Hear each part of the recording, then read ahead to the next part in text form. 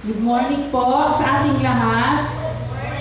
Good morning po and welcome sa gawain ng Panginoon. Sige po, tayo po ay tumayo ng lahat para po pagsimula na tayo.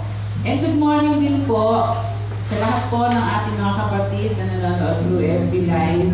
Pagpalain po tayong lahat ng Panginoon sa umagang ito. Dahil ang Diyos po ay mabuti. God is good.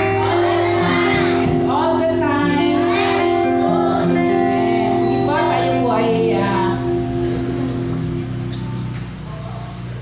Pray for our opening prayer. Hindi po tayo po ito manalangin. Hallelujah, Jesus. Hallelujah, Lord God. Panginoon, salamat po sa isang pinagpalang araw na naman na ito, Lord God, na pinagsama-sama mo po kaming lahat sa gawain mo, Panginoon. And we declare victory, Panginoon, sa araw na ito, sa gawain mo. Salamat, Lord, sa pag-iingat mo sa bawat isa sa amin na kami ay nakarating sa lugar na ito ng ligtas, Panginoon. And ganoon din po, Lord, sa lahat ng aming mga kapatid na papunta pa lamang. Ingatan mo po sila, Panginoon, sa kanilang pagpunta sa lugar na ito. Salamat, Lord, sa araw na ito na pinagpala mo kami, Lord, ng kalakasan, Lord God. Salamat po sa kagalingan ng lahat ng aming mga sakit at karamdaman. Salamat po, Panginoon, sa pag-iingat mo sa bawat pamilya ng iglesyang ito. Una-una po, Lord, ang pamilya ng aming pastor, Panginoon. Salamat po sa pagkanta. Iningatan mo po sila, iningatan mo po kami, Panginoon. Sa nakaraang linggo, Panginoon, na kami dumaan, Lord, sa kalamidad, Panginoon. Lord, salamat. Salamat po sa pag-iingat na ginawa mo at patuloy mong ginagawa sa bawat isa sa amin. Lord, sa araw na ito, pagpalain mo po ang maghahatid ng mensahe mo, Panginoon. Itago mo po siya, Lord, sa iyong likuran. And we pray, Lord, na pagpalain po ng salita mo, Panginoon, ang lahat po na makakapakinig, Panginoon. Salamat, Lord, maging sa mga mag-aawit, sa mga manlugtog, Lord God. Pangunahan mo po sila, Panginoon, sa lahat po ng aming gagawing pag-awit at pagsayaw para sa iyo. Lord, salamat po sa pagpapatagumpayan, Lord, ng gawain mo sa iglesyang ito. Marami pong salamat sa pangalan ng iyong anak na si Jesus. Amen. Natawagan ko po si Sister Jackie para sa ating scripture.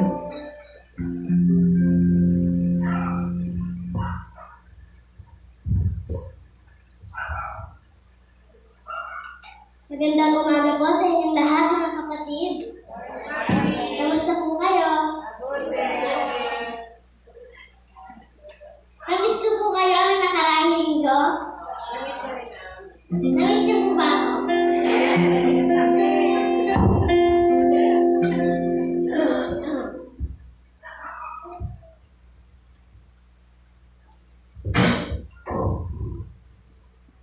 God is good. And all the time. Buksan po natin ang ating Biblia sa Genesis chapter 12 verse 1 to 3. Sinabi ni Yahweh kay Abram, lisanin mo ang iyong bayan, ang tahanan ng iyong ama at mga kamag-anak. At pumunta ka sa bayang ituturo ko sa iyo.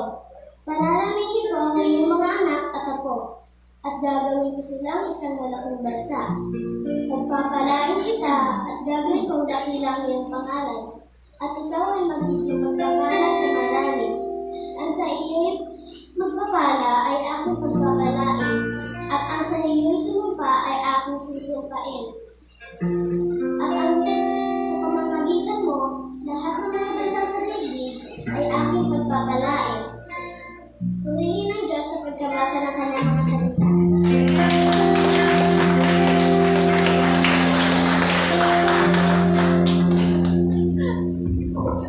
Morning po, church! Good morning! Masaya po tayong magpuri ngayong umaga. Amen po ba?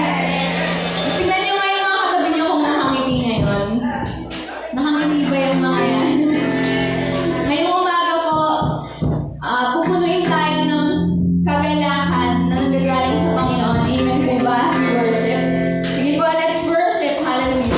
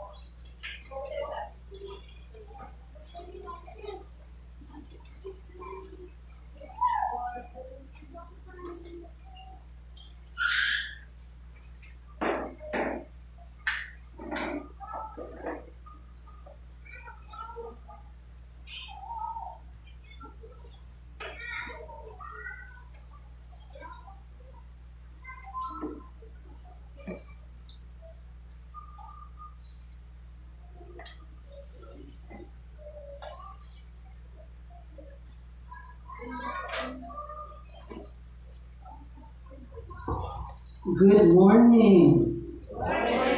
Good morning, good morning. Welcome to Sunday worship service. Good morning po sa lahat ng nanonood sa live streaming. Good morning po sa Bicol. Good morning, Dasmariñas. Good morning, Cavite. Good morning, Pampanga. Good morning, Philippines. Okay, palakpakan po natin ang Panginoon. Hallelujah. Hallelujah. Ang Diyos po ay mabuti, ang Diyos po ay nagpapala. So, good morning po sa mga nanonood dito po sa face-to-face. Yung pong nanonood sa live streaming, mas maganda po face-to-face. Ayan. Okay. Kumusta po tayong lahat? Kumusta ang baha? Kumusta yung bagyo? Ang Diyos po ay nagpapala, ang Diyos po ay nag-iingat, kaya tayo po ay buhay na buhay. Amen. Buksan po natin ang ating Biblia. At gusto ko pong i-welcome yung pong mga kabataan na kasama ni Elisha. Okay, so kasingidad ko lang po kayo noong 1970. Okay, 75. Okay, Genesis chapter 12, beginning verse 1 to 20. Babasahin lang po natin ang chapter 12, verse 1 to 7. Tagalog po ang ating babasahin. Sinabi ni Yahweh kay Abram, lisanin mo ang iyong bayan, ang tahanan ng iyong ama at mga kamag-anak, at pumunta ka sa bayan na ituturo ko sa iyo. Pararamihin ko ang iyong mga anak at apo at gagawin ko silang isang malaking bansa. Pagpapalain kita at gagawin kong dakilang iyong pangalan at ikaw ay magiging pagpapala sa marami. Ang sa iyo'y magpapala ay aking pagpapalain, ang sa iyo'y sumpa ay aking susumpain. At sa pamamagitan mo, lahat ng mga bansa sa daigdig ay aking pagpapalain. Sumunod nga si Abram sa utos ni Yahweh, nilisan niya ang Haran noong siya'y 75 taon. Sumama sa kanya si Lot. Isinama ni Abram ang kanyang asawang si Sarai at si Lot na pamangkin niya. Dinala niya ang lahat ng kanyang mga lipin at mga kayamanang naipon nila sa Haran. Pagkatapos nito'y nagtungo sila sa Kanaan. Pagdating nila roon, nagtuloy si Abram sa isang banal na lugar sa Shechem na sa malaking puno ng More. Noon naroon pa ang mga Kananeo. Nagpakita kay Abram si Yahweh na nagsabi sa kanya, ito ang lupaing ibibigay ko sa inyong lahi. At nagtayo si Abram ng altar para kay Yahweh na nagpakita sa kanya. Papalain ng Diyos ang pagkabasa ng kanyang mga salita. Let us pray. Heavenly Father, we thank you, we honor you. You are the God of Abraham, Isaac, and Jacob. We honor you, Father, and we acknowledge the presence of the Holy Spirit in our midst. Panginoon, ni kaunting karangalan na hindi ko maagaw sapagkat all the glory, all the honor belongs to you, Father. Salamat po sa pangalan ni Jesus. Amen! Palakpakan natin ang Panginoon. Hallelujah! Okay, ang ating pong sermon text ay Genesis 12 verse 1 to 20. Meron po tayong cross-reference, Genesis 20 verse 1 to 18, Genesis 20 verse 1 to 10. Okay, ang ating pong sermon topic, the God who called us is faithful. Our subtopic is Abraham's failures and success. Ito po yung kanyang mga ups and downs before he became the father of faith.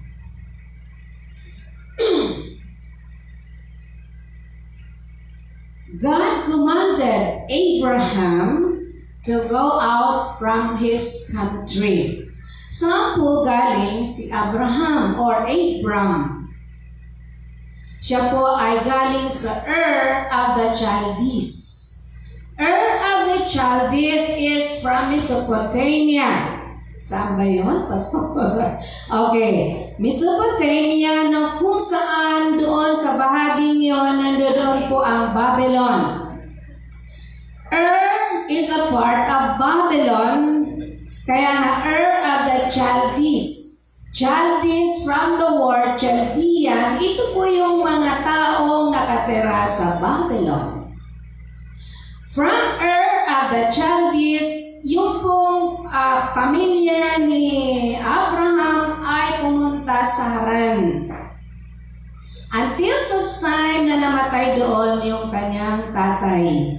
At nung namatay ang tatay niya, nagpatuloy siya sa paglalakbay from Haran to Canaan. At doon, kinausap siya ng Panginoon. Ang sabi ni Yahweh, leave your country, your household, your family, to a place I will told you to go.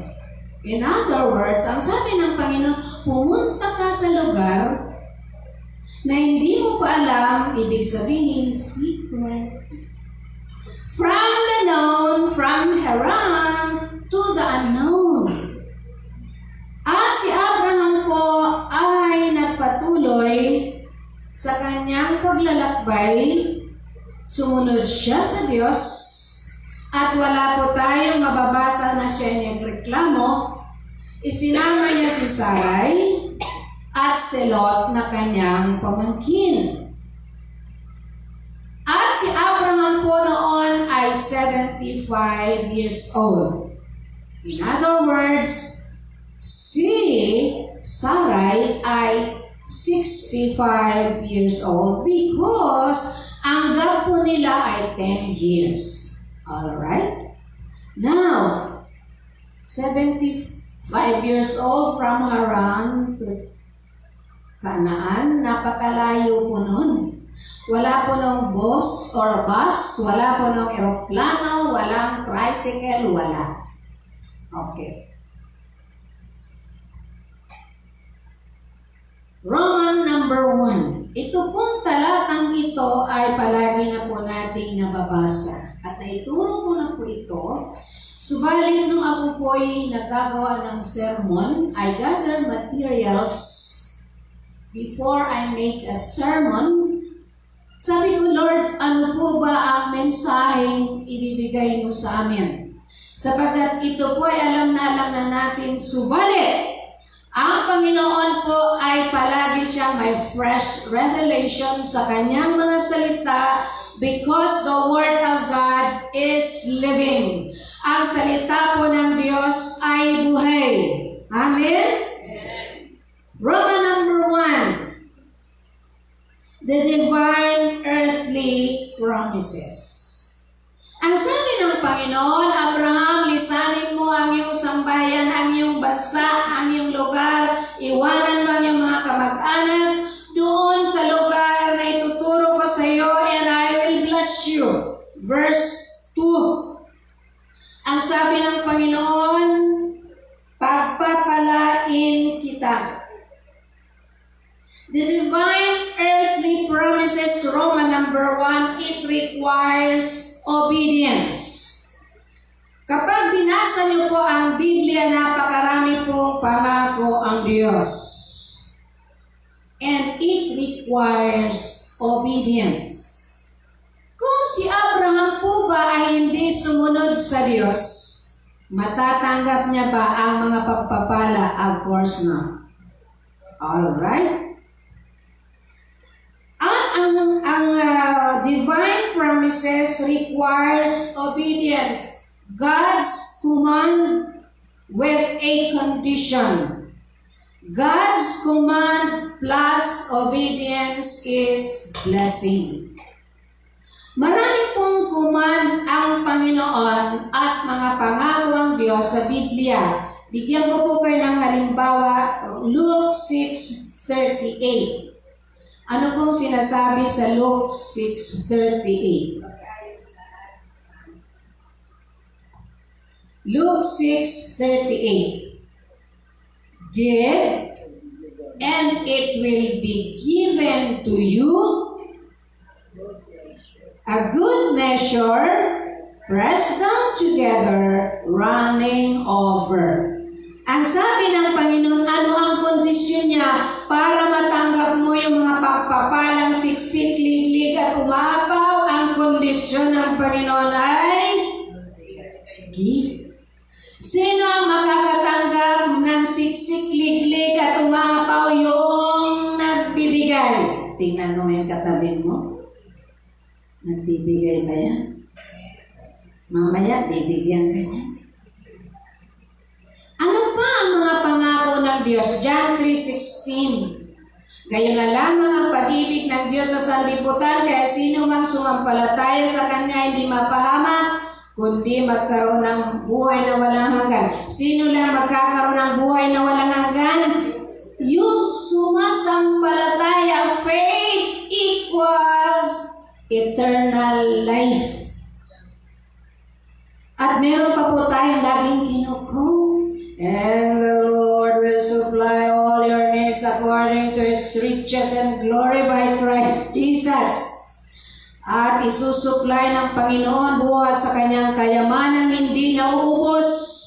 Ibibigay sa iyo ng Diyos ang lahat ng pangangailangan. The context is, when Paul was in Macedonia, pumunta po siya sa Thessalonica o Thessalonica upang siya po ay magmisyon. At yung pong taga-Philippi o yung mga Filipos o yung mga Filipo o yung mga taong nakatira sa Philippi, sila po ay kusang loob na nagbigay sa gawain ng Panginoon. At ang sabi ni Paul, sobra-sobra ang binigay niyo sa akin. Subalit hindi ko to kayang suklian.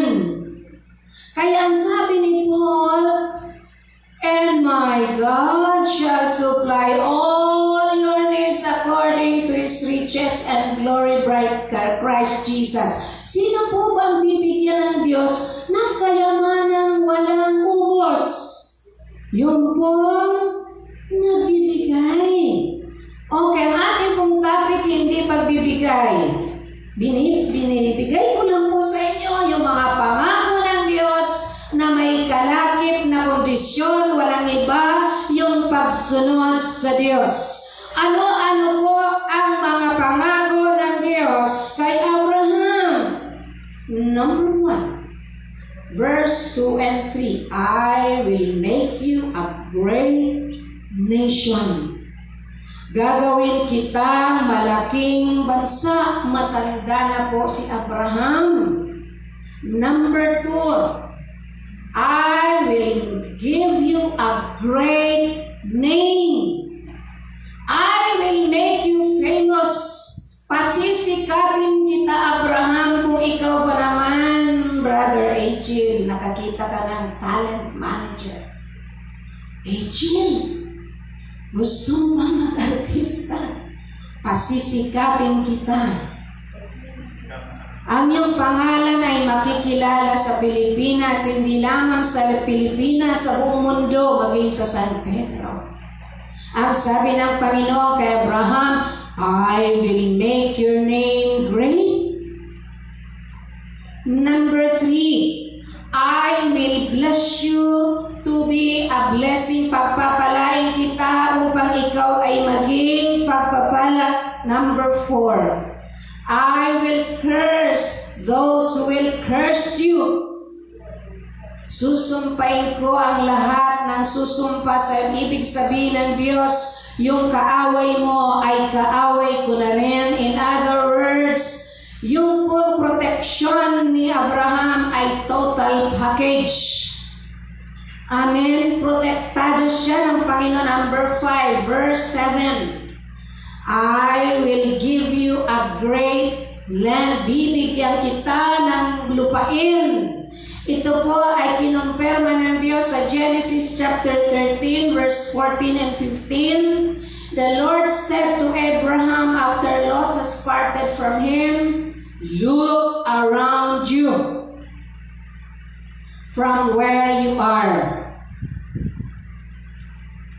To the north, to the south, to the west, to the east. Verse 15, all the land that you see, I will give it to you and your offspring forever. Ang sabi ng Panginoon, Abraham, kung saan ka nakatayo, humarap ka sa north, sa south, sa west, sa east, at ang lahat na nakikita ng iyong mata ay sa'yo.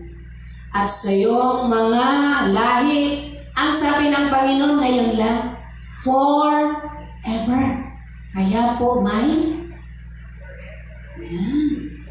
yan po ang forever, hindi yung katabi nyo.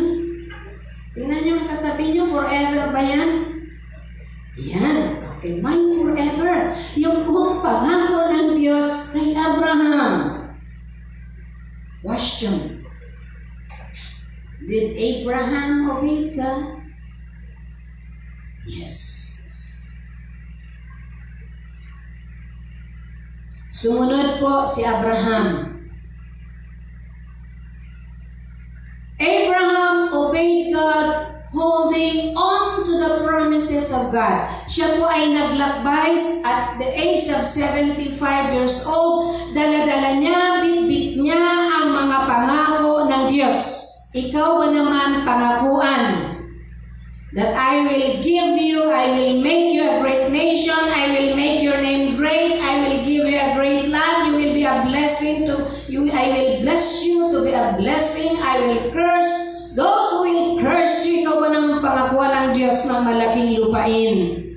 Kung si Karen kaya pangakuan ni Mayor, o Karen, bibigyan kita ng 45 square meters.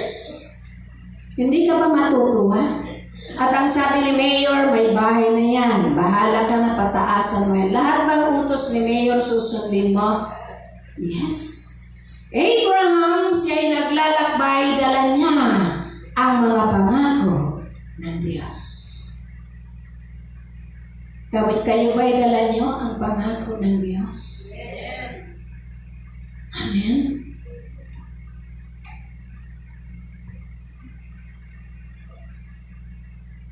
Sino po ba dito ang naniniwala na ang Diyos ay may pangako sa kanilang buhay?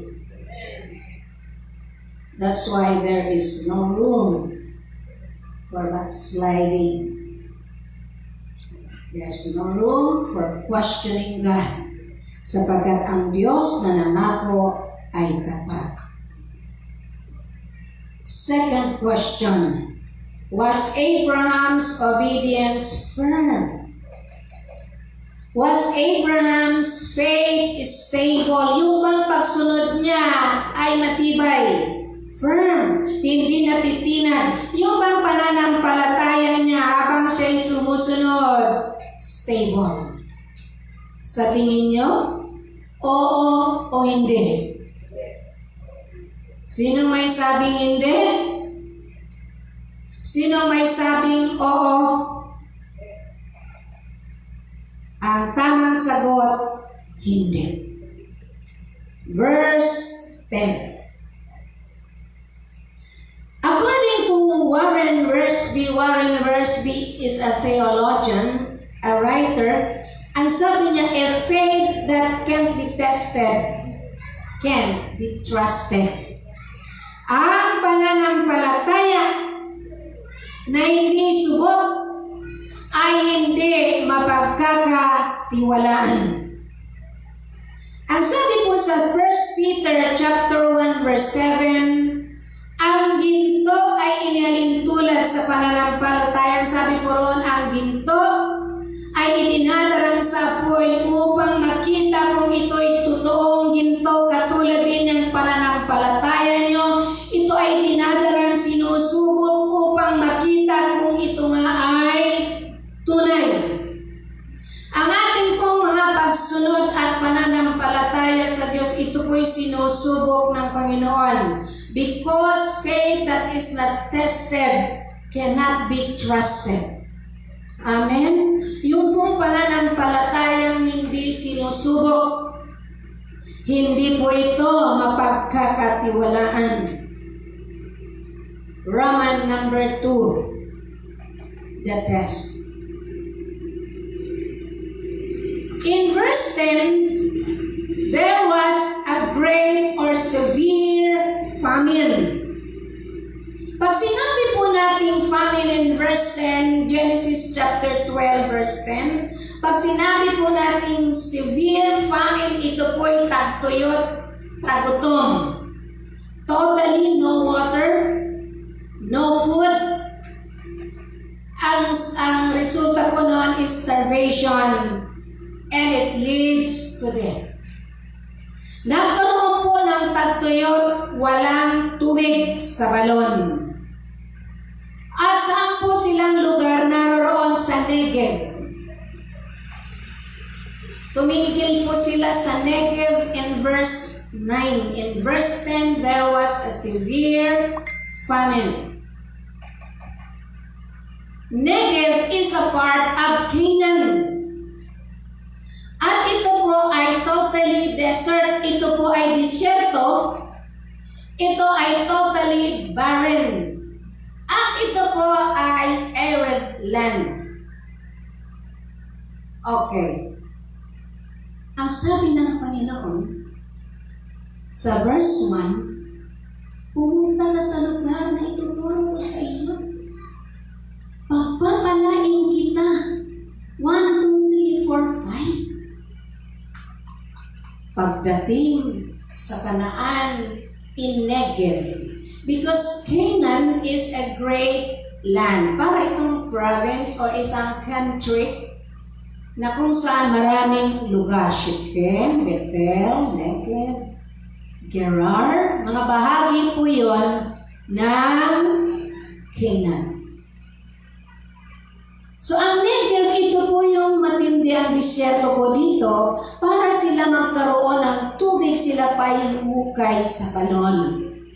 But ang Diyos po ay nangako, pagpapalain kita. Pagdating sa 10, may tagutom. Nasaan ang pangako ng Diyos? Naalala ko po, nung unang retreat natin sa Bulacan, ang sabi ni Pastor, ang ganda ng retreat house. Hello, nakalive po tayo. Ang ganda ng retreat house. I prepared for you na magandang room. Meron kayo electric fan, kompleto ang higaan. Excited po kami pagdating na kami doon. Isang electric fan. Ang init. Kulang sa tubig. Ang CR ang dumi. Nakalive po tayo. I'm telling the truth. Unang araw pa lang, sabi namin, akala ko ba maganda? Dinakaintli po ako sandali. Pagising ko, reklamo na po yung mga kasama, yung mga Hudyo. Nagre-reklamo. Yung asawa ng Hudyo, yung pastora nagreklamo na rin. Kaya yung reklamo nila ay parang umapoy. Kaya gumawa ng kwentos. Birthday ko po nun. Birthday. At pagdating ng alas 2, alas 3, alas 4, yung magandang kwartong sinasabi, nakaharap ang araw. Ang init talaga. Sobrang init. Paglabas namin, sobra din ang init. Pagpasok sa CR, walang tubig. Reklamo ang mga Hudyo. Noong kinagabihan, nag-preach ang pastor tungkol sa mga sakripisyo sa paglilingkod sa Panginoon. Yung mga Hudyo, mareklamo, nagtinginan. Palapagan natin ang Panginoon sapagkat sa preaching na yun, natuto po tayong maintindihan ano po ba ang pagsunod sa Diyos. Amen. Si Abraham, pagdating niya doon, it seems there is a contradiction doon sa pangako ng Diyos. Pagpapalain kita, pagdating mo doon, a faith that is not tested cannot be trusted. May testing kaagad ang Panginoon. Naghintay ba si Abraham sa Diyos? Kumonsulta ba siya sa Diyos? No! Si Abraham po ay desisyon sa kanyang sarili. Sa verse 10 ang sabi roon, dahil tagutom, walang makain, pumunta sila sa Egypt. Dito po sa eksenang ito, ano po ang takot ni Abraham? Takot po siyang mamatay. Takot po siya mamatay sa gutom. Sino po dito ang takot? Tingnan mga katabi mo, gutom ba yan? Hindi naman halata, katabi mo Ate Rose. Okay. Ang problema ni Abraham, nung eksenang yon, lack of faith. Number 2, fear of starvation. Kaya siya umalis, pumunta sa Ehipto. He went to Egypt without consulting the Lord and he forgot all the promises of God. Amen. Minsan pag tayo nasa kagipitan o nasa, sabihin natin na may mga problema, nakakalimutan natin, ay anak pala ako ng Diyos. Ay may pangako pala sa akin ang Panginoon. Did God told him to go to Egypt? No. Ano ang problema niya? Bakit umalis siya sa Negev? Siya ay natatakot magutom. Natatakot na mamatay sa gutom. Hindi po patay gutom. Iba pang patay gutom ha? Okay. Natatakot po siyang mamatay sa gutom. Starve to death.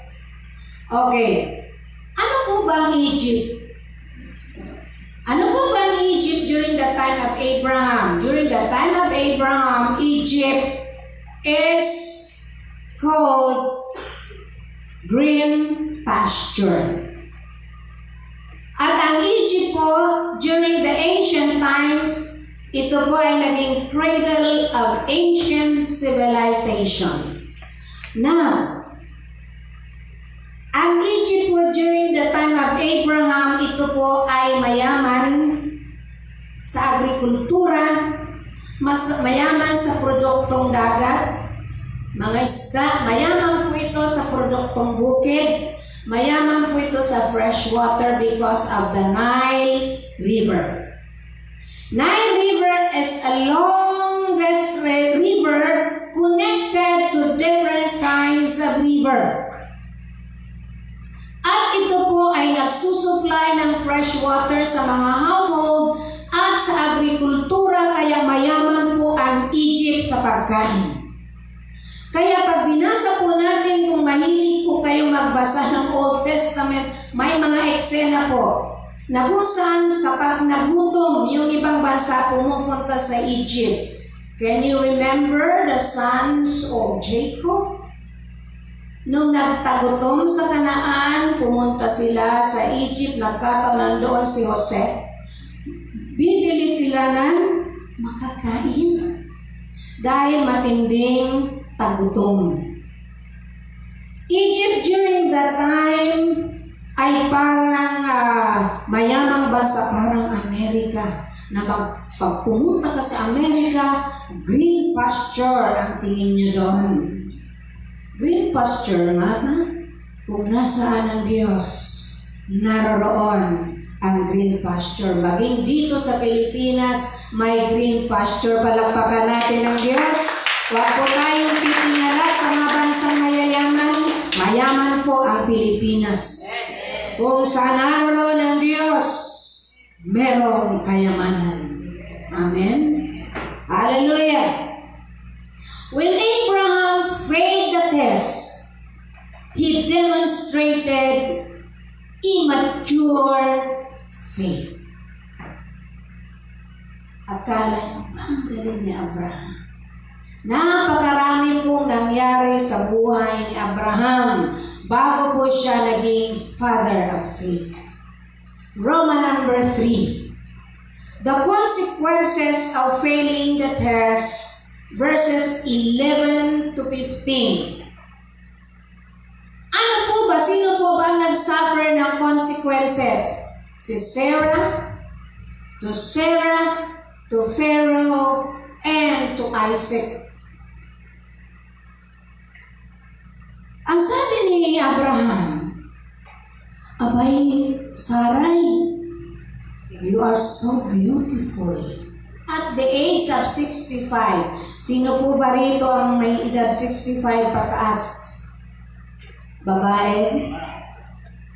Maganda. Si Sarai, 65 years old, napakaganda.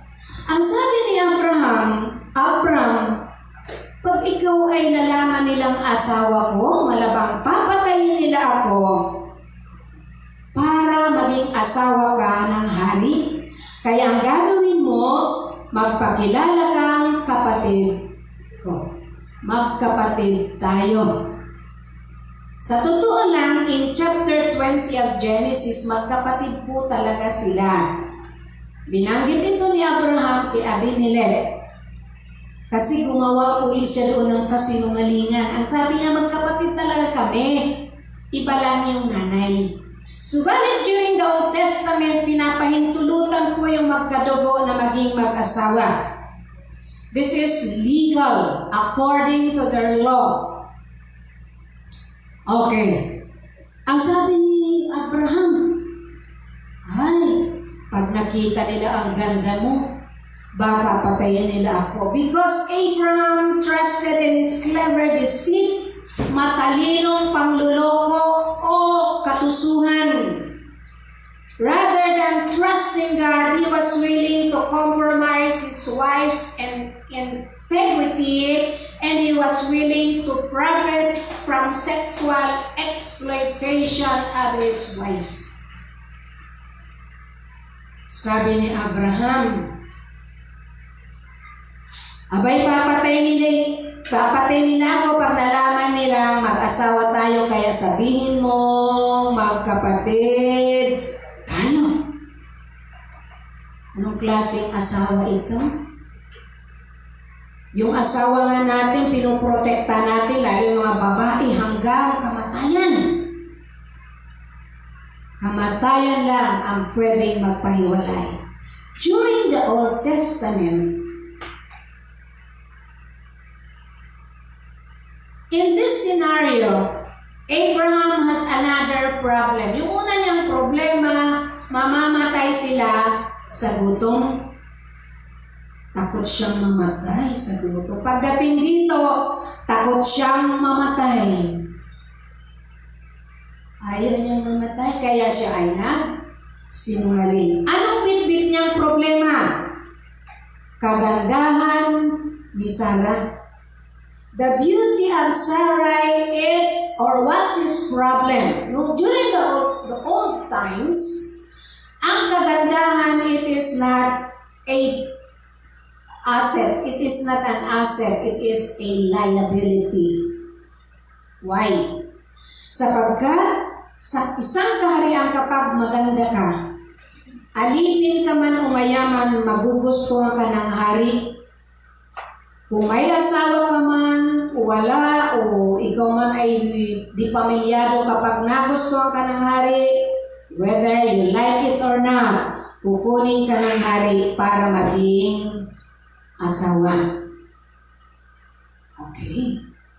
So si Sarai, yung takot ni Abraham ay nangyari nga. Nakita si Sarai ng mga sundalo ng hari at ikwinento sa hari, may babae doon na ang ganda-ganda. In other words, nagustuhan siya ng hari at ang pakilala ni Abraham, kapatid ko. Kaya si Abraham ay pinagpala ng hari, binigyan siya ng mga kayamanan in exchange for sexual exploitation. Ito po ay malaking kasalanan sa Diyos. He never consulted the Lord. That's why merong consequence sa kanyang asawa. During that time, kapag maganda ka, bago ay harap sa hari, papaliguan ka, bibihisan, paliliguan ka ng pabango, aayusan ka, para pagharap mo sa hari, ikaw ay presentable. Tingnan mo yung katabi nyo.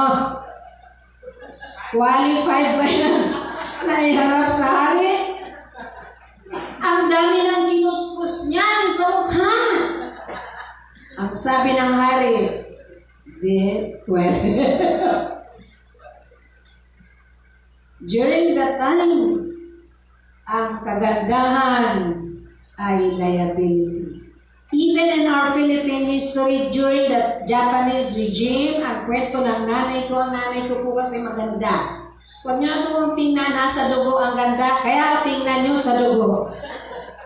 Hindi ko po siya talaga nakamukha, kaboses ko po siya. Maputi ang nanay ko, matangos ang ilong, at yung kapatid niyang babae maganda rin. Kaya pag ang mga hapon, mga dumarating na, itinatago po sila ng aming lola. Totoo po yan, nagkwekwento siya. Kasi, sa ayaw mo sa gusto, kukunin ka ng mga hapon para maging sex slave. Pero ngayon, pagdating ng hapon, sabi ng mga ayan na ang mga hapon. Joke lang po yan. Okay. Now, what was the fear of Abraham? Fear of death. Anong problema niyang bitbit? The beauty of Sarai. Doon sa verse 10, anong problema niya? Fear of death. Anong dahilan bakit may fear of death? Famine. Dito, beauty of Sarai. Amen. Number 2. To Sarai, number 1, to Pharaoh.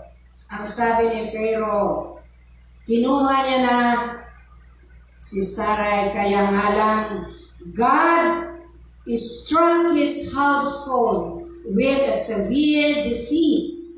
Nagkaroon po ng salot sa household ng hari, kaya nakita ng hari. Kakaiba ito. Pharaoh means king. Ito po ay Egyptian name for king. Pharaoh. Okay. Sabi ng Pharaoh or the king, iba itong sakit na dumako sa aking sambahayan. Kaya napagtanto niya na ito'y gawa ng Diyos na makapangyarihan sa lahat. Just imagine the Pharaoh knew the power of God. Samantalang si Abraham na pinangakuan ng Diyos, nakalimutan niya na siya pala pinili ng Diyos na makapangyarihan. Ang sabi ng Pharaoh, halika nga Abraham, ano itong ginawa mo sa amin? Ang sabi mo, siya ay kapatid mo, yung pala siya ay asawa mo. Bakit ka nagsinungaling? Parang sinasabi ng Pharaoh to Abraham, sinungaling ka. Isang pinili ng Diyos was being rebuked by a pagan. Isang born again, nire-rebuke ng unbeliever.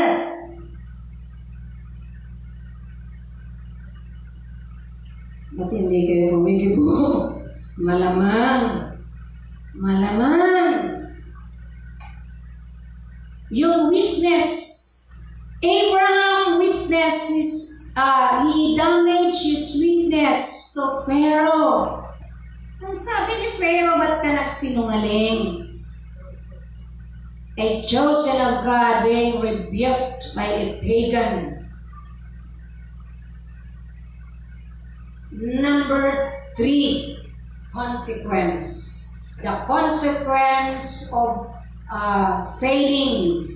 The consequence of failing the test. Number 3, to Isaac,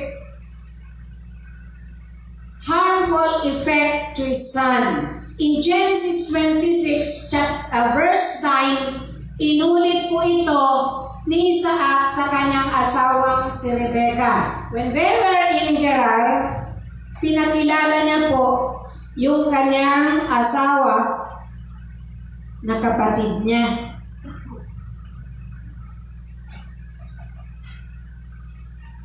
And all of a sudden,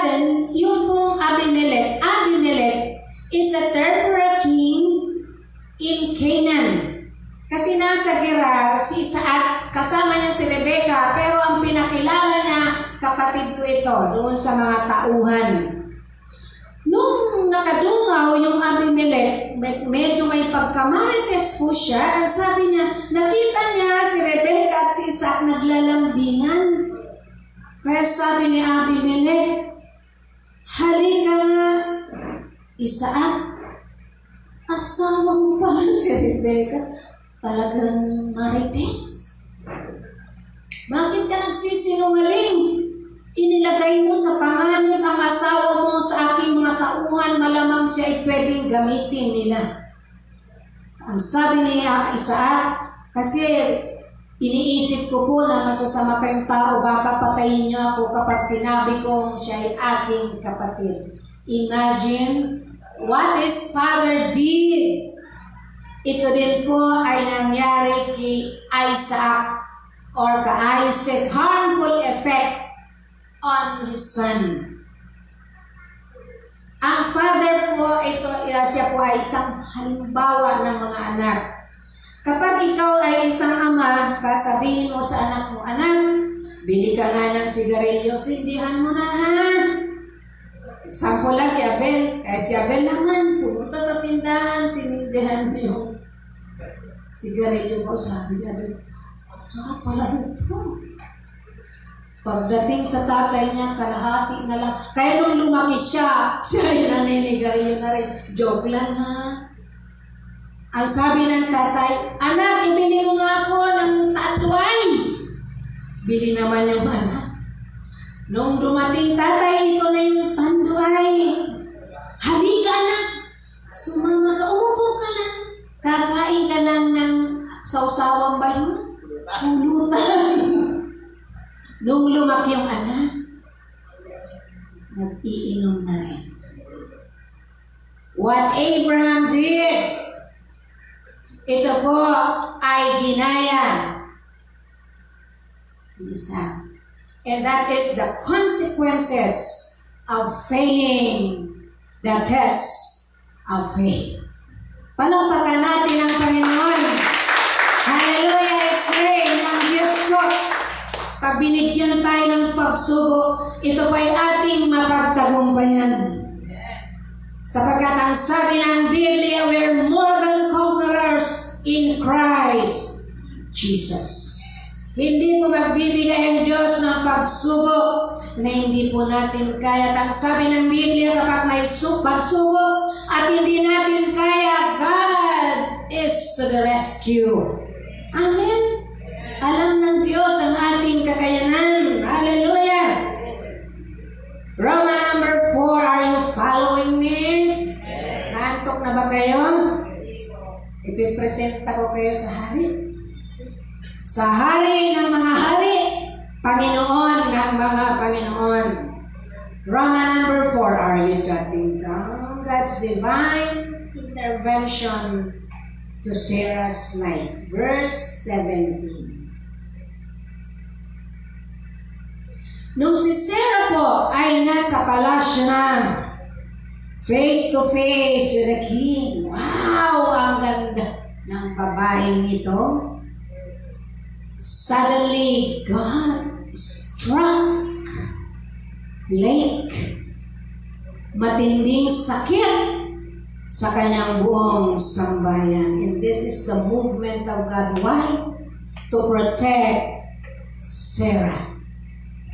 This is God's divine intervention to Sarah's life. When Sarah's life was in danger, God rescued her from possible disaster. In order to fulfill His plan and purpose, Sarah must remain undefiled. The king or the Pharaoh was not able to use Sarah because God has a plan and purpose. And Sarah must remain clean and undefiled so that the promise of God to Abraham must be fulfilled. God is faithful. Hallelujah! Palakpakan po natin ang Panginoon. Ang sabi ng Diyos, Genesis 17 verse 15 to 16, God also said to Abraham, as for Sarai, your wife, you are no longer to call her Sarai.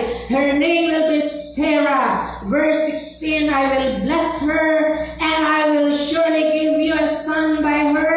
I will bless her so that she will be the mother of nations. Kings of peoples will come from her. Ang sabi ng Panginoon sa verse 16, I will surely.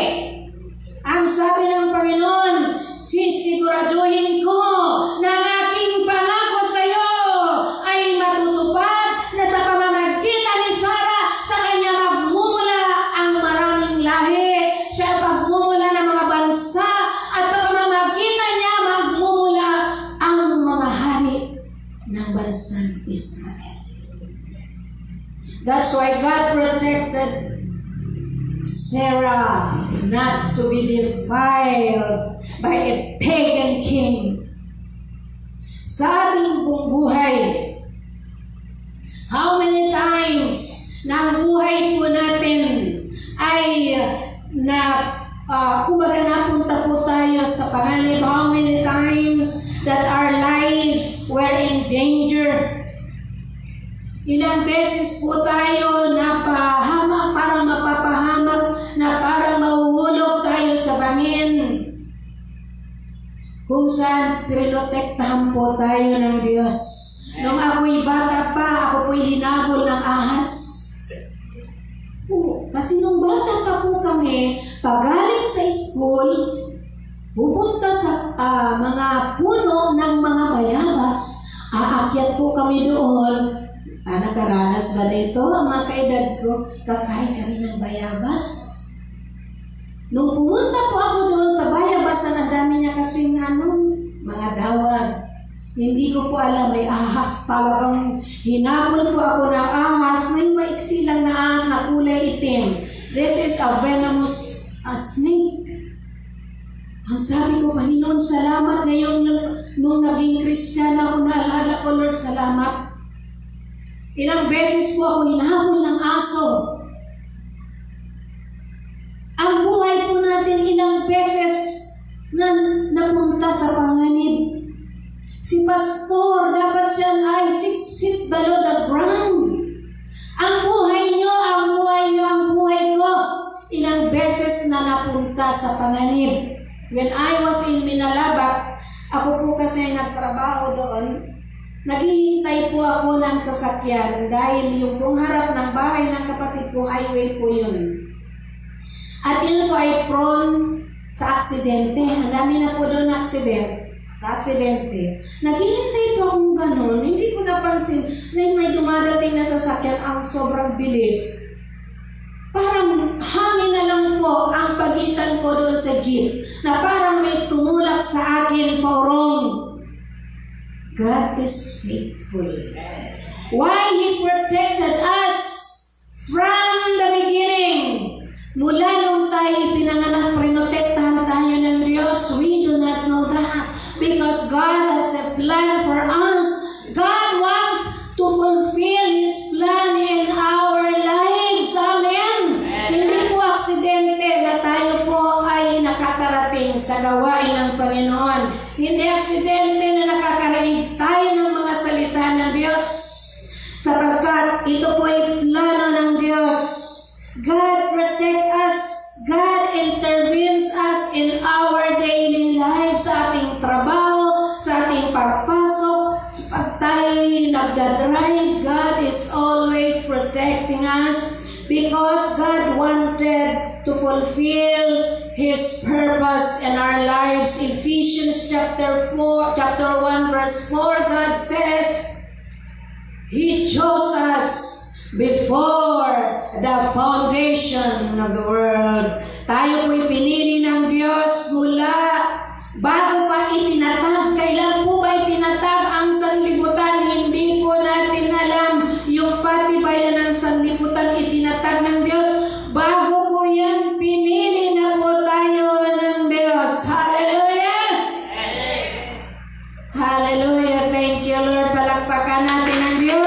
He is worthy of all praises. Palakpakan natin ng Panginoon. Hallelujah!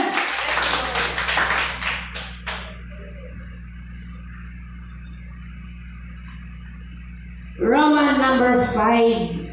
Abraham mistakes and failures. Ang akala natin si Abraham, wow, gusto kong maging katulad ni Abraham. Akala natin hindi man lang siya nagkamali. Abraham mistakes and failures brought him to a highest level of faith.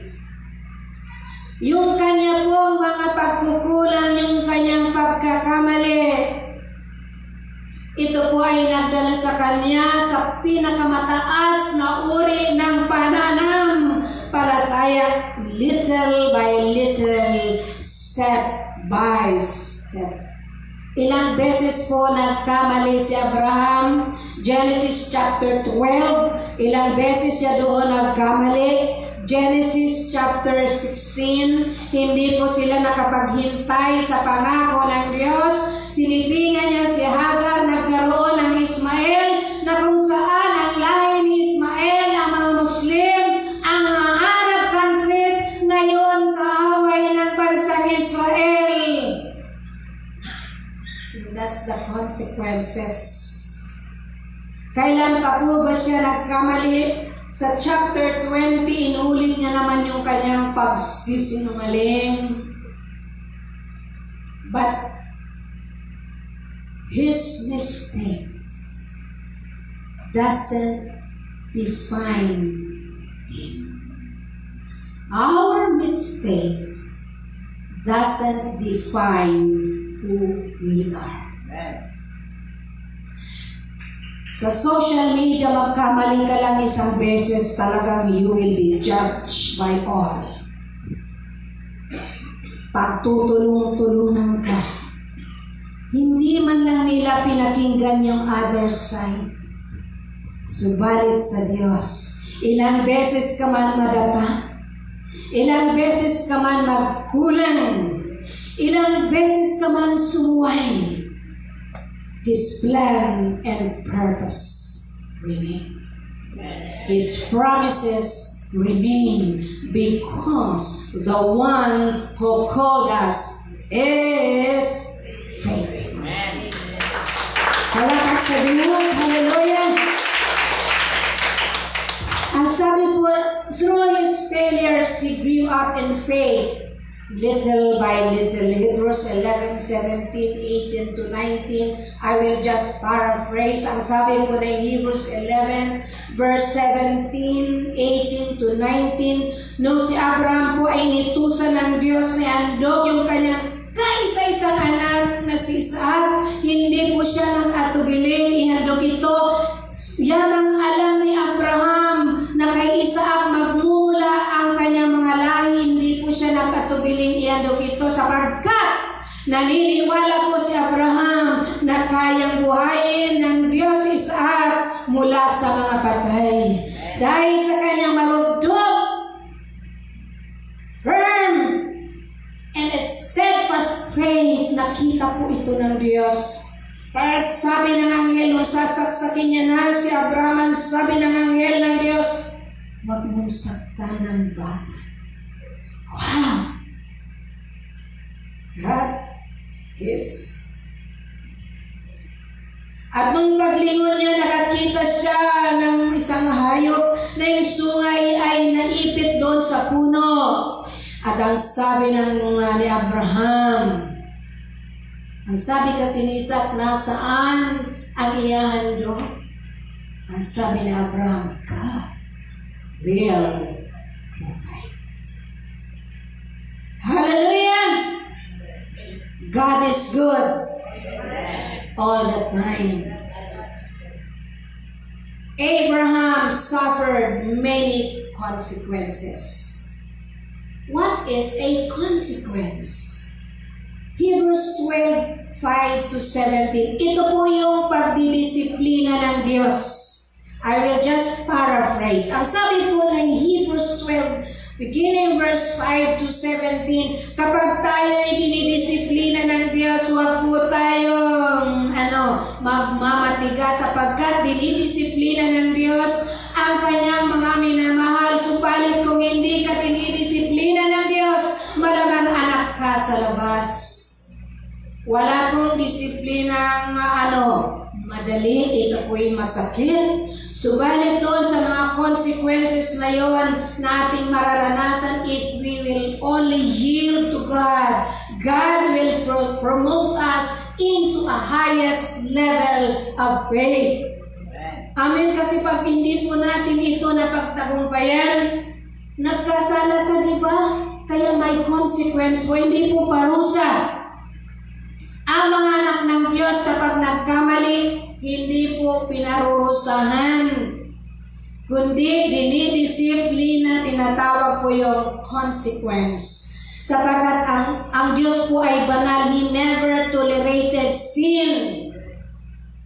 So ang consequence po ito ay disiplina. Because of the consequences He suffered, He learned from it.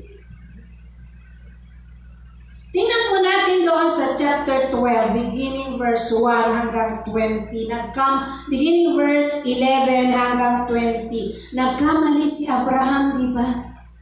Sa chapter 20 naman ng Genesis, nagkamali si Abraham, pinagpala siya ng Diyos. Sa chapter 12, nagkamali si Abraham, pinagpala pa rin siya ng Diyos at lalo siyang yumaman. Anong ibig sabihin nito? Iisipin ko, magkasala na lang kung magkamali ako, pagyayamanin naman ako ng Diyos. No. Bakit yumaman si Abraham lalo? Dahil ba si Abraham magaling? Dahil ba si Abraham ay paborito? Dahil ba si Abraham ay ibang klase? God bless Abraham with so much blessing because of his promises to Abraham in chapter 12 beginning verse 2. I will make you a great nation. I will make your name great. I will bless you to be a blessing. I will curse those who curse you, and I will give you a great land. Nangako po ang Diyos, kaya sa kabila ng kanyang mga pagkukulang, pinagpala siya ng Diyos, lalo po siyang yumaman because God is faithful. Hindi po si Abraham. Maging tayo po, pinagpapala po tayo ng Diyos. Hindi naman po tayo faithful. Ang dami nating pagkukulang. Pinagpapala po tayo ng Diyos because God is faithful in spite of our shortcomings. Tingnan niyo ang katabi niyo. Dapat ba yung pagpalain? Yes. Hallelujah. Nung ginagawa ko po itong sermon, alam niyo, tumayo po ang balahibo ko. Nung si Sarah ay nasa panganib, sabi ko, Lord, ano po bang mensahe ang ilalakip ko sa mga eksenang ito? Yung pong sinabi ko sa inyo, yun po ang Word of God sa puso ko. Why? Because we have many shortcomings. In spite of all those shortcomings, God never fails. Amen. Heavenly Father, we thank you. We honor you. You are the God of Abraham, Isaac, and Jacob. You are faithful. Thank you, Lord, for your protection sa aming araw-araw na buhay. Salamat, Panginoon, sa katapatan mo. Salamat po, Diyos, sa blessing mo sa aming pamilya, sa aming lahi, Panginoon. Hallelujah. Gawin mo po kaming channel of blessing upang yung susunod na henerasyon ay maranasan din nila yung mga pagpapalang naranasan namin. Thank you, Father. Thank you, Holy Spirit, for your intervention. Thank you for the knowledge and wisdom. We bring you back all the praises, the glory and thanksgiving in the name of Jesus.